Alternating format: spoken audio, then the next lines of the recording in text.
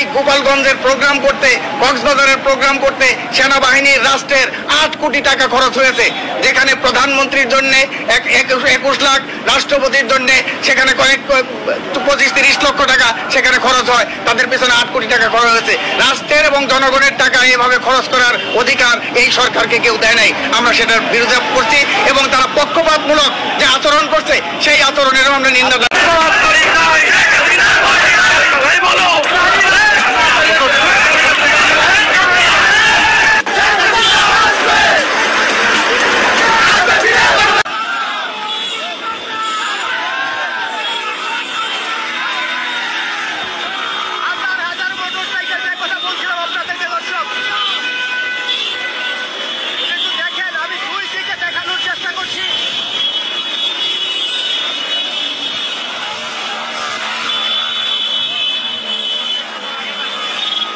আগস্টের আগেই ডক্টর মোহাম্মদ ইউনূস সরকারের পতন ঘটে যেতে পারে, আওয়ামী লীগ এমন কোন ধরনের অ্যাকশনে যেতে পারে।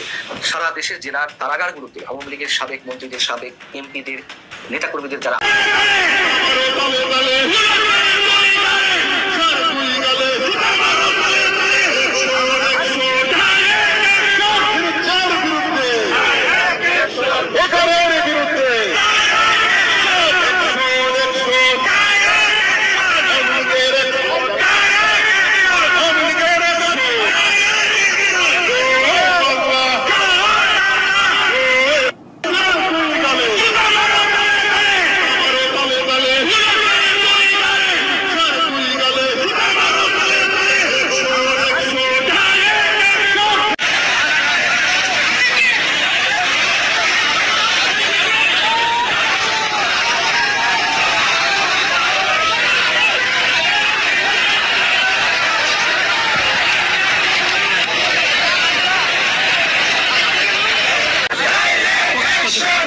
যারা নিহত হয়েছেন তাদের মাধ্যমে